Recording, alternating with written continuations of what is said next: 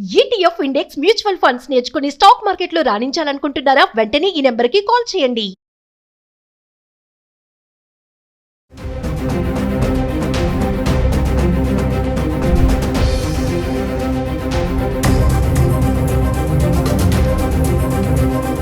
ఇప్పుడు పోయి చూసొచ్చాను. నా పిల్ల షోరూంలో బొమ్మ ఉన్నట్టుంది. షోరూంలో బొమ్మ ఉన్నట్టుంది.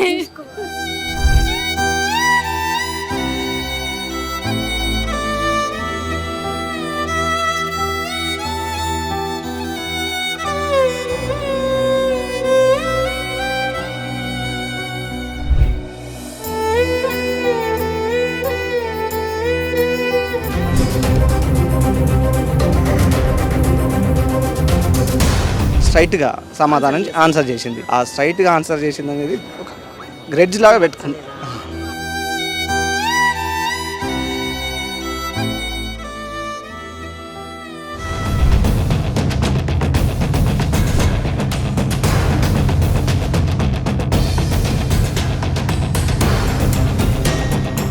నమస్తే, welcome back to Suman TV. ప్రస్తుతం మనతో పాటు ఉన్నారు పబ్లిక్ స్పీకర్ రజనీ రామ గారు. మేడంతో మాట్లాడారు. నమస్తే మ్యామ్. నమస్తే నవీన. మ్యామ్, రీసెంట్గా మనం ఒక వీడియో చేసాం స్టూడెంట్స్ సూసైడ్స్ మీద. పిల్లలు ప్రెషర్కి గురవుతున్నారు. అటు అది ఏ రీజన్స్ అనుకున్నా సరే, స్టడీస్ అనుకోవడం, అది పేరెంట్స్ నుంచి కానీ పర్సనల్గా కానీ. రీసెంట్గా చూసుకుంటే మనం 2 ఇన్సిడెంట్స్ గురించి మాట్లాడుకోవచ్చు. ఒకటి కాలేజ్లో, ఒకటేమో మామూలు హాస్టల్లో. ఏంటంటే ఫీజు విషయంలో ఫీజు కట్టట్లేదని చెప్పేసి అందరి ముందు నిలబెట్టి పిల్లలు, అంటే ఇప్పుడు ఫీజు కట్టలేదంటే పేరెంట్స్కి ఇన్ఫార్మ్ చేయాలి, లేదంటే ఆ ఆఫీస్ రూమ్లో ప్రిన్సిపల్ రూమ్కి పిలిచి మాట్లాడాలి. అలా కాకుండా అందరి పిల్లల ముందు కొంచెం అడగడంతో పిల్లలు కొంచెం ఫీల్ అవుతారు, ఇన్సెక్యూర్ ఫీల్ అవుతారు ఖచ్చితంగా. ఆ విషయంలో ఆ పాప సూసైడ్ చేసుకుంది అనేది ఒక ఘటన. ఇంకోటి చూసుకుంటే అమ్మాయి వాష్రూమ్కి వెళ్ళే విషయంలో నిద్రలో పక్క తడపడం ఆ హ్యాబిట్ ఉంది పాపకి.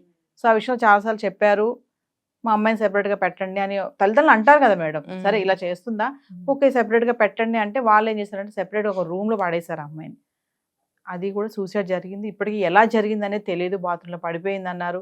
అంటే పిల్లల విషయంలో తల్లిదండ్రులే కానీ ఇటు యాజమాన్యమే కానీ ఎక్కడ తప్పు జరుగుతుంది అంటారు? అంతా అయిపోయాక గోల పెట్టి ఏడుస్తున్నారు తల్లిదండ్రులు. వాళ్ళ బాధ కూడా మనం ఓకే, తల్లిదండ్రులు కాబట్టి అలా బాధ ఉంటుంది. బిఫోరే ఎందుకు వాళ్ళు దీన్ని తీసుకోవట్లేదు? ఎక్కడ మిస్టేక్ జరుగుతుంది? అటు మనం స్కూల్స్ని నిందించాలా, ఇటు పేరెంట్స్ని నిందించాలంటే ఏం చెప్తారు? Take it easy mentality. The same time ఏంటంటే నిర్లక్ష్యం, ఇంకా బిజీ, ఉద్యోగాలు, ఇవి రీజనింగ్స్. ఇప్పుడు మీరు చెప్పారు, ఆ అమ్మాయి ఒక కార్పొరేట్ కాలేజీలో చదువుతుంది. అక్క చెల్లెళ్ళు ఇద్దరు చదివేవారు, 4 ఏళ్ళు చదివారు. అక్క ఎంటర్ అయిపోయింది, డిగ్రీకి వెళ్ళిపోయింది. ఆ పిల్ల మిగిలిపోయింది, ఇంకో 2 ఏళ్ళు చదవాలి. మరి ఆ చిన్న పిల్ల లేడీస్ అమ్మాయిలు ఉమెన్స్ కాలేజ్, అది girls hostel, residential and day scholar 2 కూడా. అది బాషుపల్లి చెప్పారుగా మనకు, అందులో ఎస్ఆర్ కాలేజ్ అని కూడా చెప్పారు.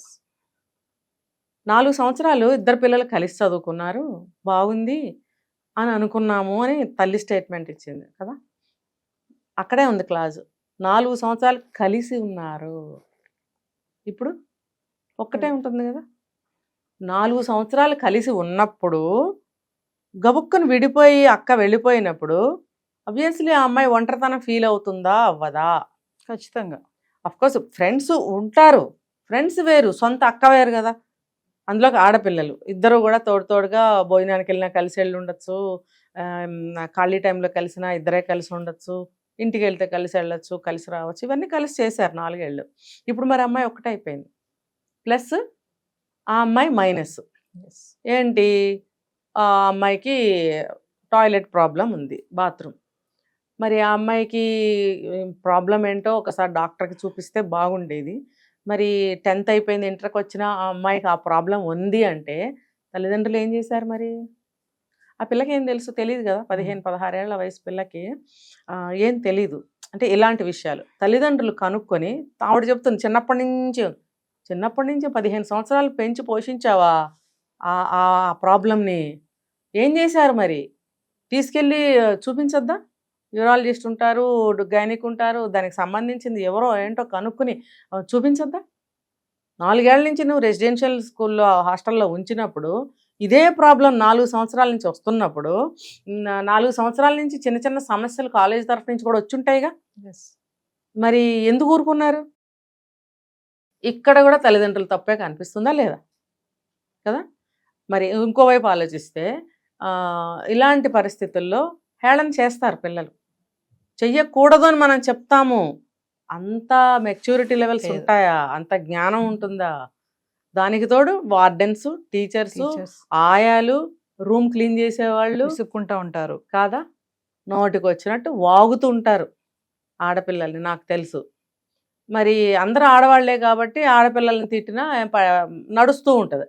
అదే కో ఎడ్యుకేషన్ అయితే ఇంకా నరకంగా ఉంటుంది. ఇప్పుడు ఆయాలు ఉన్నారనుకోండి, వార్డెన్స్ ఉన్నారనుకోండి, వాళ్ళైనా సరే అమ్మ మీ అమ్మకి చెప్పు ఇలాంటి ప్రాబ్లం ఉన్నప్పుడు నువ్వు ఒక డాక్టర్కి చూపించుకో అని ఈ మినిమం నాలెడ్జ్ ఎవరికైనా ఉంటుందండి. అసలు తల్లికి లేదా తండ్రికి లేదా? మా పిల్లని ఒక డాక్టర్కి చూపించాలని తెలీదా? ఇప్పుడు అంత పెద్ద వయసు వచ్చే వరకు అలాగా చేయటం అంటే రేపు డిగ్రీకి వెళ్తే కూడా పోలేదనుకోండి ఆ అలవాటు, ఇంకెప్పటికీ పోదుగా. రేపు పెళ్లి కావాల్సిన ఆడపిల్ల ఎంత అభాస్ పాలవుతుంది కదా. ఇదంతా ముందుగానే మేల్కోవాల్సిన అవసరం ఎవరికి ఉంది? తల్లిదండ్రులకు ఉంది. బయట వాళ్ళకి ఎంతవరకు ఉంటుంది? బయట వాళ్ళకి ఒక సమస్య వచ్చినప్పుడు తీరుద్దాము, మనం ఒక సపోర్ట్ ఇద్దాము, ఓదార్చుదాము అని ఎవ్వరూ అనుకోరండి. ఇంకా షేమింగ్ చేయటానికే ఆలోచిస్తారు. అదే జరిగింది ఇప్పుడు అమ్మాయికి. జరిగినప్పుడు పాపం అయినా అమ్మాయి నవ్వుతూనే తిరిగేదట, నవ్వుతూనే తిరిగేది, ఎవరు కనిపించినా మాట్లాడుతుందట, చాలా కల్చర్గా ఉంటుందట. మళ్ళీ చదువులో కొంచెం డల్ అని చెప్తున్నారు. మరి ఇలాగా షేమింగ్ జరుగుతున్నప్పుడు ఇంకా ఇంటర్నల్గా ఏం జరిగినాయో మనకు తెలీదు. పైకి చెప్పడం ఏంటంటే ఆ అమ్మాయి బాత్రూంలో జారిపడింది, మళ్ళీ తల్లి చెప్పడం ఏంటంటే ఆ అమ్మాయికి అందరూ షేమింగ్ చేశారు, తర్వాత ఇలా కంప్లైంట్స్ వచ్చాయి, వచ్చినప్పుడు నువ్వు ఇంటికి తీసుకెళ్తావా, వేరే రూమ్లో పెట్టండి అని అంటావా? అది చాలా పెద్ద మిస్టేక్ అవునా కదా చెప్పండి. అంటే ఆవిడే చాయిస్ ఇచ్చేసింది. చాయిస్ కాదు, మీరే వెలువేయమని చెప్పారు మీ అమ్మాయిని.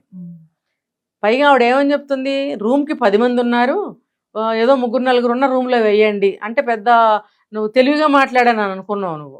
ఇలా ఏదైనా సింగిల్ రూమ్లో పడేస్తారేమోనని భయపడి 3-4 ఉన్న రూమ్లో వేయండి అంటే అది కుదరద్దా? కుదురుతుంది, కుదరకపోతుంది. లేదు 3 4 10 మంది ఉన్న ప్రాబ్లం అదే కదా. అలాంటప్పుడు కలిపి ఎందుకు ఉంచుతారు? వీళ్ళు అన్నారు కాబట్టి అసలు కంప్లీట్గా సపరేట్ చేసేసారు. ఎలా చేశారు? 4th ఫ్లోర్లో వీళ్ళు ఉండేది ఎక్కడ, చదువులు ఎక్కడ, తిండి ఎక్కడ, ఇదంతా ఇక్కడ ఉంటే 4th ఫ్లోర్లో పాడుబడ్డ రూమ్లో, వార్డన్ రూమ్లో ఏవో ఉంటాయి కదా, ఫ్యాన్ కూడా లేదు.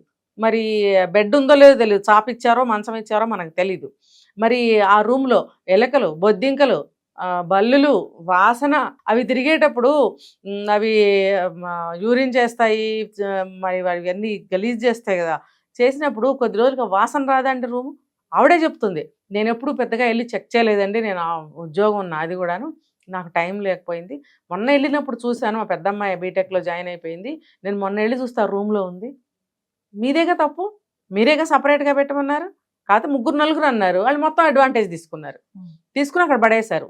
అంటే ఏంటి, అది మనిషా లేకపోతే ఏంటి? అది కుక్క పిల్లినా తీసుకెళ్ళి అక్కడక్కడ కట్టేయడానికి? సపరేట్ చేసి కంప్లీట్గా మీరు వెలివేసినట్టు అక్కడెక్కడో పడేస్తే అసలు ఆ అమ్మాయి ఎంత బాధపడుతుంది, అసలు తిండి ఎలా తింటుంది, నలుగురితో ఎలా ఖచ్చితంగా ఆ అమ్మాయిని అందరూ సపరేట్గానే చూసుంటారుగా ఆ రోజు నుంచి. రూమ్ ఎప్పుడైతే సపరేట్ చేశారో ఇంకెవరు అమ్మాయిని కలుపుకునే ప్రయత్నం చేయరు, వాళ్ళే సపరేట్ చేసేసారు. ఇంకా మేము ఎందుకు మాట్లాడాలి? ఇంకా షేమింగ్ చేసి ఉంటారు, వస్తుంటే ముక్కు మూసుకోవడం అని, ముక్కు చిట్లిచ్చటం, ముఖం చిట్లిచ్చటం, అమ్మాయి పలకరించినా పలక్కపోవడం లాంటివి ఎన్నో జరిగి ఉంటాయి. మరి ఆ పిల్ల అయినా మరి చెప్పిందా లేదా అది మనకు తెలీదు.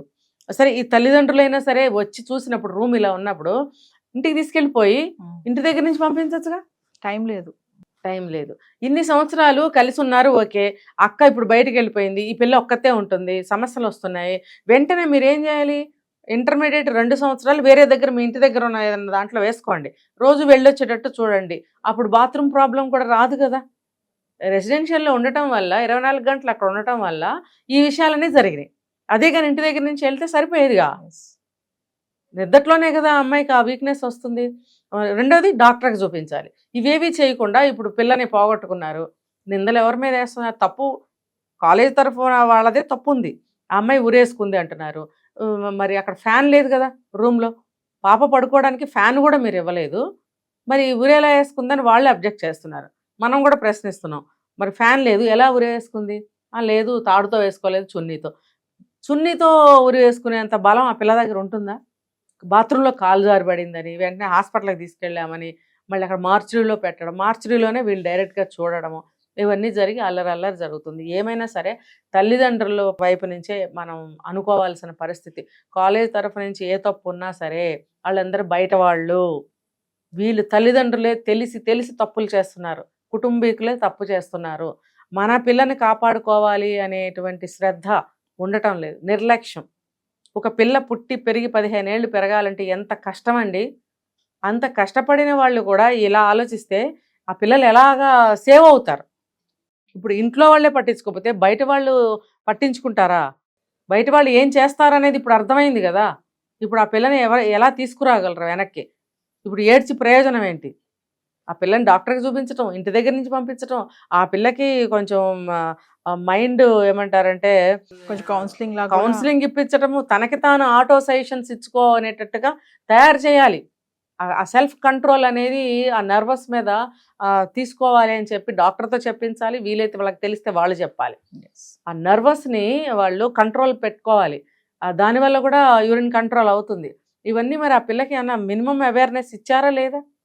మరి తప్పంతా ఎవరు? తల్లిదండ్రులదే కదా. ఇప్పుడు చనిపోయిందని ఏడిస్తే ప్రయోజనం ఏముంది? కాబట్టి మన తప్పు మన దగ్గర పెట్టుకుని అవతల వాళ్ళని అనద్దు. అవతల వాళ్ళు చేసింది 100% తప్పే, మీ తప్పు లేదా అని ప్రశ్నించుకోండి. ఇప్పుడు కాలేజ్ వాళ్ళు కానీ మీరు కానీ పిల్లని తేగలరా? తేలేరు. మరి అలాగే ఇంకొక కాలేజీ ఫీజు కట్టలేదని చెప్పి ఆ పిల్లని టార్చర్ ఎందుకు చేయాలి అంటే, ఏదో ఒకటి అడిగితే ఆ అమ్మాయి స్ట్రైట్ ఫార్వర్డ్గా జవాబు చెప్పిందని గర్జు పెట్టుకున్నాడు ప్రిన్సిపల్. అంత గర్జి పెట్టుకోవడం, అంత నీకు రెస్పెక్ట్ లేదా, మమ్మల్ని ఎదిరించి మాట్లాడతావా? కార్పొరేట్ కాలేజెస్ ఇవన్నీ కూడా పేర్లు అందరికీ తెలిసినవే, మనం మళ్ళీ ఆ పేర్లు మెన్షన్ చేయాల్సిన అవసరం లేదు. మరి అలా మాట్లాడడమే కాకుండా ఇప్పుడు మెయిన్ ఏం చేస్తున్నారంటే షేమింగ్ చేస్తున్నారు, బాడీ షేమింగ్. ఏదో ఒక విధంగా షేమింగ్ చేస్తున్నారు పిల్లల్ని. చేయడం వల్ల సిగ్గుపడుతున్నారు, అవమానపడుతున్నారు. ఇప్పుడు అంటారు చూడండి, అత్త కొట్టినందుకు కాదు తోడుకోడలు నవ్వినందుకు అని సామెత ఉంది. అసలు తిట్టిన వాళ్ళు కొట్టిన వాళ్ళ మీద ఏముండదంట, వీళ్ళు నవ్విన వాళ్ళ మీద దానికే వీళ్ళు అవమానం పడతారు. అలాగా వాళ్ళ పిల్లల ముందు అలా మాట్లాడితే పిల్లలందరూ పక్కన అవుతారు కదా. దానికి వీళ్ళు చాలా అవమానం అనేది చాలా భారం అయిందండి. అది చాలా నరకప్రాయమైంది. అది అవమానించకూడదు, ఎవరిని కూడా అవమానించకూడదు. అది అవమానించే హక్కు ఎవరికీ లేదు కూడా. మరి అలాంటప్పుడు ఒక గౌరవనీయమైన స్థానంలో ఉన్న టీచర్సు, ప్రిన్సిపల్స్ వాళ్ళు ఆడవాళ్లే, వీళ్ళు ఆడపిల్లలే. ఆడపిల్లల్ని వాళ్ళకి ఉంటారు కదా, ఆడపిల్లలకి కూతుళ్ళు ఉంటారండి. మరి వాళ్ళ పిల్లలతో సమానమే కదా వీళ్ళు కూడా. ఈ అమ్మాయి కూడా ఆడపిల్ల, వాళ్ళని మనం ఇలా మాట్లాడకూడదు, నలుగురిలో షేమింగ్ చేయకూడదు అనేది ఉండాలి. తర్వాత ఈగోస్ ఎక్కువ అండి. నన్ను నువ్వు ఇర్రెస్పెక్టివ్గా మాట్లాడతావా అనేది పెట్టుకున్నారు వాళ్ళు.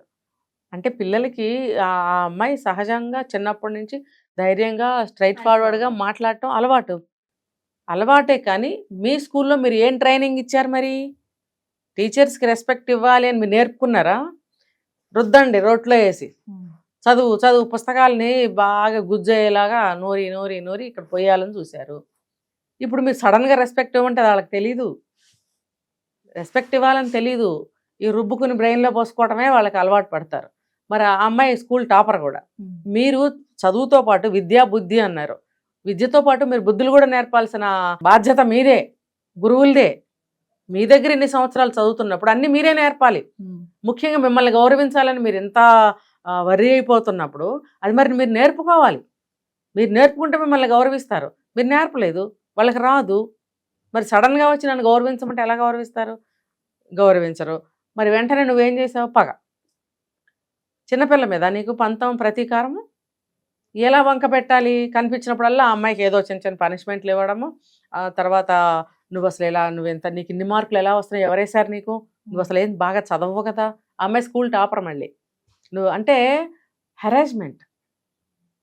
ఏదైతే మనకి బాగా నమ్ముతామో, ఏదైతే మనం బాగా శ్రద్ధ పెట్టి చేస్తూ ఉంటామో పనిని, అది నువ్వు చేయటం లేదు. మనం పచ్చి నిజాలు చెప్తున్నప్పుడు ఇది పచ్చి అబద్ధం అని అవతలాడంటే ఎంత బాధపడతామో అలాంటి సిచ్యువేషన్ తీసుకొస్తారు. అది హెరాస్మెంట్లో, టార్చర్లో ఒక టెక్నిక్ అనమాట. ఇక్కడ పేరెంట్స్ కూడా మేడం మనం చాలానే చూస్తున్నాం కదా ఇలాంటి ఇన్సిడెంట్స్, ఇలాంటి కాలేజెస్, స్కూల్స్లో, కార్పొరేట్ కాలేజెస్, స్కూల్స్లో తెలిసి కూడా ఎందుకు అక్కడే చదివిస్తున్నారు పిల్లల్ని? అంటే మార్కులే కానీ ఇంక వీళ్ళకి ఏం వద్దా? తల్లిదండ్రులకు కూడా ఏం చేసైనా సరే ఫెయిల్ అవ్వరు, పాస్ అవుతారు. ఈజీ ఈజీ మెథడ్, ఈజీగా అయిపోవాలని. మేము కష్టపడకూడదు, మా పిల్లలు పాస్ అయిపోవాలి, ఈజీ మనీ అంతే. ఇది ఒకటే, అంతే. మా అమ్మాయి మా అబ్బాయి పాస్ అయ్యి బయటకు వస్తారు, పాస్ అవ్వాలి అంతే. ఎన్ని మార్కులు అయినా కానీ ఇక్కడ వేస్తే పాస్ అవుతారు. మరి అలాంటప్పుడు ఆ పిల్లని ఫీజు వంకతో పెట్టుకుని టార్చర్ పెట్టడము. ఆ అమ్మాయి సొంత అన్నయ్య అదే క్లాస్లో ఉంటున్నాడు, ఆ అబ్బాయిని అడగరు. మీ చెల్లి నీది ఫీజులు కట్టలేదు, మీ నాన్నగారికి చెప్పని ఆ అబ్బాయికి కూడా చెప్పాలిగా. చెప్పకుండా ఈ అమ్మాయికే చెప్పడము, ఆ ఫీజు కట్టు అనే నేపథ్యంలో ఏవేవో మాటలు అనడము. ఫీజు కట్టలేని వాళ్ళు ఎందుకు జాయిన్ చేయాలి, ఫీజు కట్టలేని వాళ్ళు చదువు లేని వాళ్ళు అందరూ ఇందులోకి వచ్చేసేయడమే, ఇలాంటి ఏవో టార్చర్ సంబంధించిన మాటలు మాట్లాడటం నలుగురిలో. ఆ అమ్మాయి అంత టాపర్ అయినప్పుడు ఇలాంటి మాటలు సెట్ అవ్వవు కదా. ఆ అమ్మాయి మనసుకు తీసుకుని బాధపడటం. ఎగ్జామినేషన్ కూడా అందరితో కూర్చోబెట్టకుండా తన రూమ్లో 2-2.5 గంటలు కూర్చోబెట్టి ఎగ్జామ్ రాయిస్తుందంట, నేల మీద కూర్చోబెట్టి. ఏంటి ఆ పైశాచికత్వం ఏంటి? ఇప్పుడు స్త్రీలు కూడా శాడిస్టులు ఉన్నారు. నీ కూతురు ఎంతో, ఈ అమ్మాయి కూడా అంతే కదా. ఎందుకంత మానసికంగా ఆ పిల్లని టార్చర్ పెట్టడము? మరి ఇంటికి వచ్చి చెప్తుంది, మరి వచ్చినప్పుడల్లా నేను వెళ్ళను అంటుంది. వాళ్ళ నాన్నేమో సర్ది చెప్పి పంపించడము. 2-3 సార్లు ఇంటికి వచ్చినప్పుడు ప్రతిసారి నేను అక్కడ ఉండలేను, నన్ను టార్చర్ పెడుతున్నారు, నేను వెళ్ళను అని చెప్తుంటే కూడా ఎలాగోలా సర్ది చెప్పి పంపిస్తున్నారు. ఇది లాస్ట్ టైం కూడా నేను వెళ్ళను నాన్న, నన్ను టార్చర్ పెడుతున్నారు, నేను వెళ్ళను అని అంటే సర్ది చెప్పి నా ఆఫీస్కి వెళ్తే వెంటనే అమ్మాయి ఊరేసుకుని చనిపోయాడు. ఇప్పుడు ఆయన ఏడుస్తున్నాడు. ఇక్కడ కూడా తల్లిదండ్రులదే కదా తప్పు. బిజీ లైఫ్ లో పడి ఇంకా ఇవేం పట్టించుకోకుండా ఇలా కాదండి, అందులో పడేస్తే కాదు. బిజీ లైఫ్ అయితే సినిమా మానేస్తున్నారా, లేకపోతే దావతులు మానేస్తున్నారా? వారానికి ఒక దావత్, వీలైతే వారానికి 2 దావతులు. ఊరికే కారణం లేకుండా ఫంక్షన్లు చేసుకుంటారు, వాటికి పరిగెత్తికెళ్ళట్లేదా? దానికి ఉందా టైము? నేను అదే చెప్తున్నా, ఇన్ని సంవత్సరాలు కని పెంచి ఒక పిల్లని పెద్ద చేశారంటే మీరు ఎంత కష్టపడి ఉంటారు. అది దాన్ని ఎలా కాపాడుకోవాలనేది తెలియట్లేదా మీకు? నిర్లక్ష్యము అయిపోతుందిలే, వాళ్ళే చూసుకుంటున్నారులే, వెళ్తుంది వస్తుంది బాగానే ఉందిలే, ఇవాళకి బాగుందమ్మా, ఇవాళకి బాగుంది, ఏ రోజుకి ఆ రోజు అలా అనుకుంటున్నారా మీరు? ఇప్పుడు అనుకోండి, ప్రతి చోట తల్లిదండ్రుల నిర్లక్ష్యం కనిపిస్తుందా లేదా? ఇప్పుడు ఇన్ని కేసులు మాట్లాడుకుంటున్నాము, తల్లిదండ్రుల తప్పు ఉంటుందా లేదా? పిల్ల చెప్పకపోతే సరే, అన్నిసార్లు చెప్పింది ప్రతిసారి మీరు ఏదో ఒకటి చెప్పి మళ్ళీ పంపిస్తున్నారుగా. 1 సారి 2 సార్లు 3 సార్లు 4వ సారి చనిపోయింది. ఆ పిల్ల పాపం చెప్తుంది, నేను వెళ్ళన్నానా అంటుంటే నువ్వు ఎందుకు పంపించావు, ఎందుకు వెళ్ళట్లేదు? ఒకసారి కనుక్కున్నాడంట ఆయన వెళ్ళి, ఫీజు గురించి నేను కడతాను అది ఇదని. మరి వాళ్ళు మానేరా? మరి పిల్ల వచ్చిన మళ్ళీ చెప్పింది కదా, మళ్ళీ వచ్చింది మళ్ళీ చెప్పింది కదా, 3 సార్లు చెప్పింది, 4వ సారి కూడా చెప్పింది. ఇక ఎవరు నా బాధ పట్టించుకోరు, నాకు ఇంత టార్చర్గా ఉందని చెప్పి ప్రాణం తీసుకుంది. ఇక్కడ మరి తప్పు తల్లిదండ్రులదే కదా. స్కూల్ వాళ్ళదే ఉంది తప్పు, వాళ్ళది పక్కన పెడదాం. ఇప్పుడు పిల్ల మీద వాళ్ళదా, వస్తువు ప్రాపర్టీ మీద వాళ్ళదా, ఎవరు కాపాడుకోవాలి? వాళ్ళకేం అవసరం, మీకు అవసరం. ఇలాంటి స్కూల్స్ అన్నిటిని కూడా నన్ను అడిగితే వాళ్ళకి స్పెషల్గా వాళ్ళకి చెప్పాలి. ఇప్పుడు మొన్న ఒక అబ్బాయి ఒక స్పోర్ట్స్ ఆడతాడు, ఒక పిల్లాడు, ప్రిన్సిపాల్ మందలించినందుకు దూకి చనిపోయాడు క్లాస్లోంచే వెళ్ళి. చిన్న కారణాలకి పిల్లలు సరిపెట్టుకోలేని తరం ఇది. చాలా సెన్సిటివ్గా ఏ చిన్నదాన్ని కూడా ఓర్చుకోలేక, సరిపెట్టుకోలేక, టేక్ ఇట్ ఈజీగా తీసుకోలేక ఉన్నారు అనేది స్కూల్ వాళ్ళు తెలుసుకోవాలి, పేరెంట్స్ తెలుసుకోవాలి. తెలుసుకున్నప్పుడు ఏం చేయాలంటే అటువంటి మనస్తత్వం ఉన్న పిల్లల్ని హాస్టల్స్లో వేయకండి, ఇంటి నుంచే పంపించుకోండి. ఎంత చదివితే అంతే చదవనివ్వండి. ఇవాళ రేపు మార్కులతో ఉద్యోగాలు రావట్లేదు. టాలెంట్స్, స్కిల్స్, ఎక్స్ట్రా క్వాలిఫికేషన్స్ ఉంటేనే జాబ్స్ అనేవి వస్తున్నాయి, నిలబడగలుగుతున్నారు. ఊరికే 100కి 190 మార్కులు వచ్చేస్తే కాదు. ఎంత తెలిసినా మార్కులే కావాలంటున్నారు. మరి నువ్వు 100% మార్కులు తెచ్చుకున్నా నీ టాలెంట్ చూసేస్తున్నారుగా అక్కడ. నాకు తెలిసిన అమ్మాయి హైలీ టాపరు. ఆ అమ్మాయికి ఉద్యోగం లేక 4 సంవత్సరాలు ఇంట్లోనే కూర్చుంది, డిప్రెషన్లోకి వెళ్ళిపోయింది, తలుపులు పట్టనంత లావ్ అయిపోయింది. ఇటు ఉద్యోగం లేదు, అటు పెళ్ళి లేదు, జీవితం నాశనం. మరి అన్ని మార్కులు వచ్చినాయిగా, మరి అమ్మాయికి జాబ్ ఏది? కావాల్సింది ఏంటి? స్కిల్స్ కావాలి, టాలెంట్ కావాలి, అవన్నీ చూసుకోవాలి. అవి కాకుండా మార్కులే అంటే ఇదిగో ఇలాగే ఉంటుంది. కాబట్టి తల్లిదండ్రులు తెలుసుకోవాలి, పిల్లల్ని జాగ్రత్తగా ఎటువైపు తిప్పుకోవాలి, ఎలా వాళ్ళని పెంచుకోవాలి అనేది వాళ్ళు ఆలోచించుకోవాలి. అంతేగాని స్కూల్స్ని కంప్లీట్గా తప్పు పట్టలేము. స్కూల్లో కూడా టీచర్స్ కానీ ప్రిన్సిపాల్ కానీ పెట్టుకునే ప్రతి స్టాఫ్ని గట్టిగా ఇంటర్వ్యూలు తీసుకుని జాబ్ అపాయింట్మెంట్ చేసుకోవాలి. పిల్లల్ని మీరు అన్నెసరిగా మాటలు అనటానికి వీలు లేదు. పిల్లల్ని అనే హక్కు మీకు లేదు. మీరు కేవలం ఎంప్లాయీస్, వర్కర్స్, మీ పని మీరు చూసుకుని వెళ్ళండి. పిల్లలు ఏదన్నా అడిగినా తెచ్చి ఇవ్వాలి. మీరు ఒక గ్లాస్ మంచినీళ్ళు తెచ్చి అంటే తీసుకొచ్చి ఇవ్వాలి. నీకు కాళ్ళు లేవా, నీకు చేతులు లేవా, తెచ్చుకోలేవా, మాది ఇది అని నోటుకొచ్చినట్టు వాగుతారు. ఇలా కాదు. యాజమాన్యం మొత్తం కూడా వాళ్ళకి ఒక ట్రైనింగ్ ఇవ్వాలి. ఒక ఇన్స్టిట్యూట్లో మార్నింగ్ ఒక మీటింగు, సాయంత్రం ఒక మీటింగు తీసుకోవాలి స్టాఫ్కి. పిల్లల్ని ఇలా హ్యాండిల్ చేయాలి. సాయంత్రానికి మళ్ళీ ఇంకొక మీటింగు. మీరు ఇవాళ నాకు రిమార్క్ వచ్చింది మీ నుంచి, స్టూడెంట్స్ నుంచి కానీ, మీలో ఎవరో ఇది చేశారు కాబట్టి మొత్తం అందరికీ తప్పు వస్తుంది, మీరు ఇలా ఉండాలని మళ్ళీ ఎండ్ ఆఫ్ ద డే మళ్ళీ ఒక మీటింగు చేయాలి. మార్నింగ్ ఈవినింగ్ చూడండి, పెద్ద పెద్ద సంస్థల్లో మీటింగ్స్ తీసుకుంటారు. మార్నింగ్ ఒకటి, ఎండ్ ఆఫ్ ద డే ఒకటి తీసుకుంటారు. ఖచ్చితంగా తీసుకోవాలి. తీసుకున్నప్పుడు వాళ్ళల్లో ఉన్నటువంటి లోటుపాట్లు బయటకు వస్తాయి. నెక్స్ట్ డేకి వాళ్ళు జాగ్రత్తగా ఉంటారు. ఏంటంటే ఈచ్ ఎవ్రీ డే ఇలా మీటింగ్ తీసుకోవటం వల్ల ఒళ్ళు దగ్గర పెట్టుకుని టాప్ టు బాటమ్ స్టాఫ్ అందరూ కూడా వాళ్ళ బాధ్యతగా వాళ్ళ విధిని నిర్వర్తించగలుగుతారు. అప్పుడు ఇలాంటివి జరగవు. Thank you.